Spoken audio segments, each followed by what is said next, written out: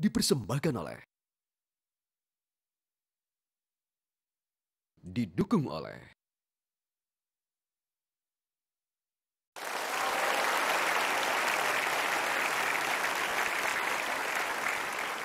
Pak Nyoman, sebelum saya tanya kisah sukses Anda mengelola restoran dengan nama Bebek Tepi Sawah, Ya, saya ingin tahu Anda ini lahir dari keluarga yang seperti apa?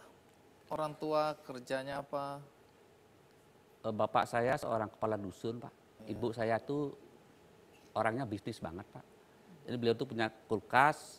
Kalau pagi-pagi saya sekolah waktu SD itu beliau bikin es. Saya harus bawa es, terus jual ke sekolah, Pak. Oh, jual ke sekolahnya siapa? Sekolah saya waktu SD, Pak, kan. Loh, nggak malu sama teman-teman? Titip Pak di warung. Di kantin gitu? Ya, titip nanti. Tapi kalau teman-teman lihat Anda bawa es gitu nggak malu? Saya nggak pernah malu, Pak. Kerjaan apanya nggak pernah malu. Saya dengar juga bahwa Anda pernah jadi supir angkot. Ya, Pak. Supir angkot itu tahun 75 sampai tahun 81, Pak. Jadi saya ambil dua kerjaan, supir angkot dan supir taksi, Pak. Merangkap? Ya kan kadang-kadang tidak ada supir taksi, saya punya saudara, dia punya taksi, suruh saya bantuin. Waktu itu kan jarang orang bisa nyupir. Dan juga bahasa Inggris, saya bahasa Inggris sepotong-sepotong, tapi masih bisa ya memadaikan bule gitu, Pak. Jadi saya waktu nyupir bemo itu bangun jam 4 pagi, Pak. Harus antri di Ubud di depan Purisaren namanya. Jadi jam 8 malam baru pulang setiap hari. Istri Dari saya, jam 4 pagi sampai jam 8 iya, malam? Pak. Jam 4 setiap hari bolak-balik. Kalau sekarang anak-anak suka mengeluh, saya suka komplain, Pak. Dulu mobil kan nggak pakai AC, Pak. Kepanasan di parkir gitu, Pak. Dan Jadi, Anda dari jam 4 sampai jam 8 malam ada di situ ya? setiap hari, Pak. Dan pasar Ubud kadang-kadang Padang Bae bawa dagang ancung, Pak.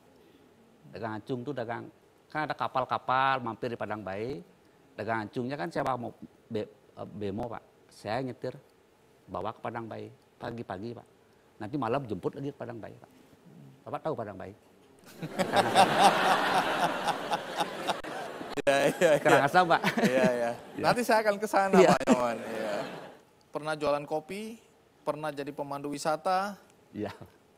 lalu apa yang belum pernah? Ini bagaimana sampai Anda kemudian bisa dagang benda-benda seni, lukisan, patung? Saya merasa dilahirkan untuk seniman, Pak. Karena saya kalau waktu kecil tuh umur 8 tahun tuh kalau anak-anak yang lain tuh dia kan mainnya di sawah atau di sungai, Pak, lempar-lemparan lumpur ya. Kalau saya mainnya di rumah pelukis, Pak. Jadi saya duduk ngeliatin orang lukis. Saya duduk ngeliatin istri saya lagi latihan nari di Anak Agung Gede Mandro di Puri Kaleran kelihatan. Saya tuh mendengar musik tuh ada kebahagiaan gitu, Pak. Happy saya, Pak. Gitu. Tunggu dulu, ini kan waktu anak-anak main di sawah Umur lempar-lemparan, 8 kalau tahun, Anda ngeliatin istri Anda. Umur 8 tahun, Pak, betul, Pak. Dia menari legong. Dia penari legong. Coba Ibu berdiri dulu, Bu. Iya. Ya. Iya, terima kasih Bu, silakan. Kan Tunggu waktu dulu. Pak, bukan pacaran, Pak. Lirik-lirik. Oh, jadi Anda sudah ijon dari kecil. Ya, Pak. Dia umur 8 tahun dan nari ke Australia, Pak, legong, Pak. Ini isi saya. Oh, jadi Penilai. tunggu dulu. Ini motifnya harus jelas ini. Anda karena darah seni Anda Ya. yang tinggi atau sebenarnya Anda lagi ngincer Oh, penarinya? enggak, Pak. Kakek saya memang guru di zaman dulu namanya Kokar di Denpasar, sekarang namanya Isi. Kakek saya guru kerawitan, Pak, gamelan. Beliau naik sepeda ngajar ke Denpasar. Oh, jadi memang ada darah Dari seni. daerah. Nenek juga. Terus penari teman-teman main di sawah lempar-lemparan lumpur, Anda lihat kesenian tari ya. Saya kan pertamanya suka gamelan, Pak. Pas ketemu gadis cantik kan nyantol lah, Pak. Lihat aja, Pak, mengagum.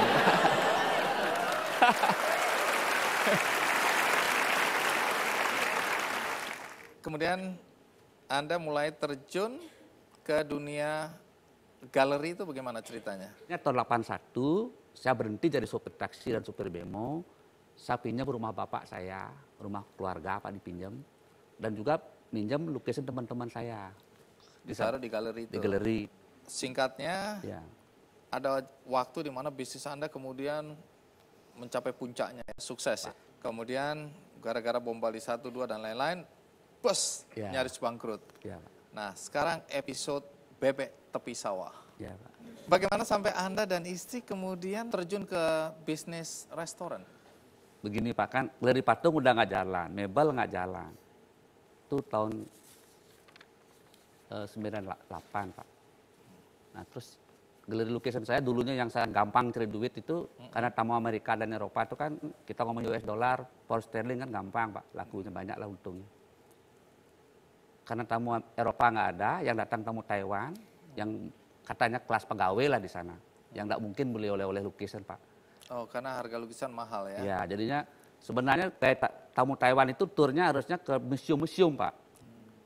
Tapi guide-nya bilang tempat saya museum. Kan kalau ke museum bayar 25.000 per orang, tempat saya kan gratis Pak. Oh iya juga ya, jadi ke galeri itu lihat-lihat Iya, lukisan nggak beli gratis Pak. ya? Iya kan lukisan saya juga Kalau di museum mereka harus bayar? bayar Pak. Jadi sama supir dibawa ke situ? Ya, Namanya juga turis yang nggak dananya ngerti. pas-pasan? Iya pas-pas, kan dia juga nggak ngerti. Jadi mereka ke tempat Anda tapi nggak beli lukisan? Ada sih yang beli Pak, tapi jarang sekali Pak. Dari 1.000 tamu mungkin 1 orang yang belanja. Rata-rata orang datang ke situ cuma numpang kencing? Betul Pak. Sampai saya beli kertas kan susah Pak. Tiap hari harus beli kertas, tamu kencing nggak belanja Pak. Saya kasih kotak, kasih uang, harus bayar 2.000 Pak, masukin uang. Bener itu. Baik, terus lalu kapan terpikirkan untuk bikin restoran? Karena tamu Taiwan nggak mau belanja, kencing aja. Saya ngomong sama guide-nya, Pak, saya bikin warung Pak, nanti kita jual jus, pisang goreng, ketela goreng, nanti sama Bapak silakan lihat galeri, tapi tolong di sini afternoon tea istilahnya Pak. Oh, diatur supaya ada Ya, afternoon tea. ya jam 3. Jangan cuma kencing jangan doang cuma kencing ya. doang itu Pak. Oke. Ya, Jadi jualannya pisang goreng, pisang goreng, ya jus-jus ketela lah, goreng, ketela jus, goreng, ya. teh. Ya, Oh, dari situ mulai. ya pelan-pelan terus jual bebek karena saya kan hobi masak sama istri Pak. Nah, kapan persisnya terpikirkan untuk jualan bebek? Gini Pak, di lingkungan saya kan banyak orang jual bebek. Saya merasa saya bisa bikin lebih enak gitu Pak. Perasaan saya begitu sama istri saya. Anda yang masak atau istri? Istri Pak. Oh. Jangan pakai perasaan Pak Nyoman dong, perasaan istri yang harus di... Idenya dari saya Pak. Oh, intinya.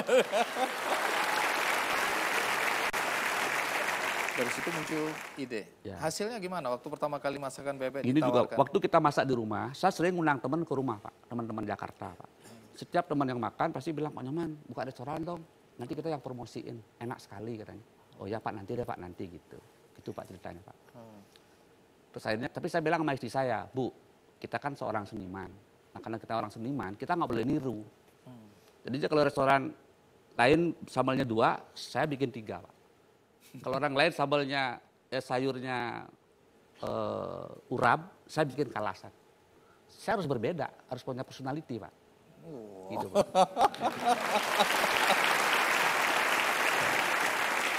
Coba sebutkan apa yang membedakan bebek yang Anda jual di bebek tepi sawah dengan bebek-bebek di tempat lain. Apa tadi? Kalau yang lain sambalnya 2, saya 3. Sambal mereka ringan, saya mantap Pak. Karena mereka kan gini, mereka kan bikin udah lama. Mereka menyesuaikan dengan lidah bule Pak. Kalau saya enggak, saya bikin untuk Asia, orang lokal, untuk orang Bali, original Balinese food gitu Pak. Itu bukan karena supaya orang-orang Taiwan yang makan rasain lo gitu ya? Bukan. Bukan ya, nggak ada maksud itu Nah, ya? kita juga punya 2 sambal Pak. Sambal bule sama lama lokal Pak. Oh, Kalau turis datang, sambal bule yang keluar. kalau orang lokal datang, sambal mantap Pak, yang pedas gitu Pak. oke, itu yang membuat tempat Anda atau bebek tepi sawah jadi unik ya? Di samping suasana Pak. Suasananya apa? Suasananya gini Pak, orang ke Bali itu kan mau mencari real Bali Pak. Bukan mencari rumah yang minimalis. Orang ke Ubud mau lihat desa Pak. Saya tampilkan bangunan yang suasana desa. Dan saya create sendiri, tidak pakai arsitek Pak. Jadi betul-betul bagaimana masa kecil saya berbuat seperti itu Pak. Di restoran saya itu ada, kalau nggak salah ada 8 jembatan Pak. Jembatan bambu, saya bikin sungai, bikin kolam. Semua jembatannya beda-beda Pak bentuknya. Dan ada sawah saya lihat Sawah ya. ya. Di tengah-tengah. Itu sawahnya alami Pak. Bukan dibuat, tapi saya pertahankan. Jadi itu keunikan dari bebek tepi sawah. Iya. Sampai saat ini udah berapa banyak cabang bebek tepi sawah? Yang sudah berjalan dengan di pusat ada 11 Pak. Oke. Nanti akan buka lagi. Ada lagi yang baru akan dibuka di Palembang. Gitu, Pak. Oh jadi sekarang udah mulai meluas Sudah ke Palembang, di Makassar, di